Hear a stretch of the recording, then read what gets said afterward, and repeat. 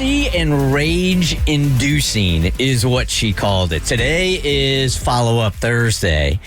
And this is the day where we go through your emails, and if we forget to follow up with stuff, you hit us up and you say, hey, whatever happened to? And Hannah Thompson said, Bert Joe, please pick this follow-up.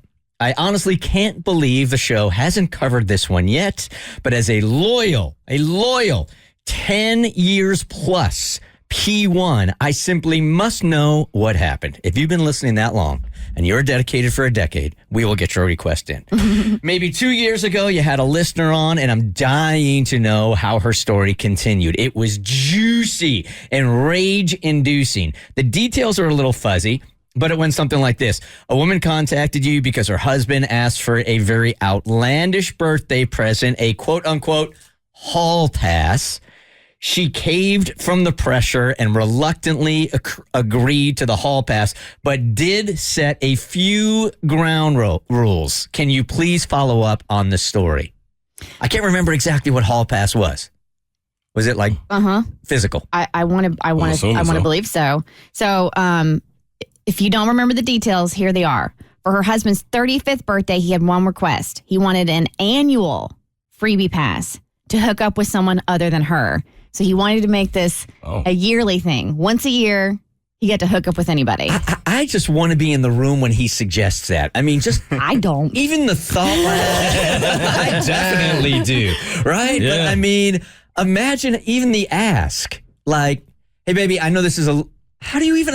The words can't even come out of my mouth. I have no clue how you tell me, how you think about that? What do you think about this? If I get to do whatever I want with whomever I want 1 day out of a year, how is that going to be met? What does whomever and whatever mean? And what? Well,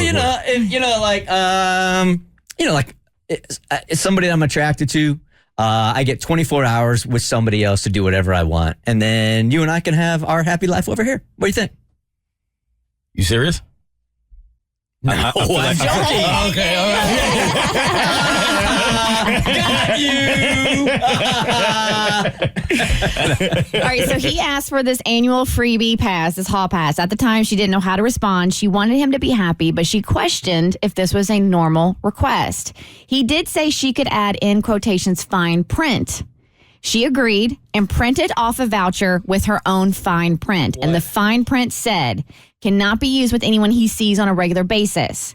Cannot be used with anyone she knows personally. Must be safe and use protection. Cannot be done in their home. Cannot be used more than one time with one person. Cannot be used on any special days like birthdays, anniversaries, holidays, etc. Must tell her within 24 hours of using said free pass. He attended a bachelor weekend, and he used the voucher. She immediately regretted agreeing to it. In the middle of the night, he sent her a text saying he used the voucher with a smiling emoji. She was deeply hurt and felt that she wasn't enough for him. She decided to turn the tables and create her own freebie voucher to get back at him. Her voucher didn't have an expiration date. Last time we spoke to her, she was waiting for him to sign it. Damn. I'd say, baby, you know what? That is such a great idea. In fact, let's extend it. Not 24 hours. You can have forever. I am out of here. Your hall pass is forever. Okay, so what has happened? Here is the email update. Hey, Tommy, good to hear from you. I have no idea when the last time was that I had emailed or spoken to you. That said, I do have a major update in my life. I'm sure it will come as no shock. My husband and I are no longer together. We are not yet officially divorced, but we are very much not together, and we are living apart. I'm actually living with my mother. She lives alone and could use someone to care for her, so it was the obvious place for me to go. I just couldn't remain married to a man who didn't think I was enough. Amen, sister! Know your worth, queen. The fact that he felt he needed more than me was just hurtful. The fact that he didn't care how it upset me was even more hurtful. It took some soul searching, but I decided I had too much self-respect to be the kind of person who stays in a relationship where she isn't valued or even loved. Of course, he would say he loves me, but how could that be true? Someone who loves you doesn't insist on sleeping with other people. Now, I can't believe I'm about to say this and defend him in some capacity. He presented it. She agreed to it. Like, you didn't have to say yes. Was it damning that he even suggested this? Yes. Was it could it be indicative of the fact that you guys are getting a divorce down the road? Yes.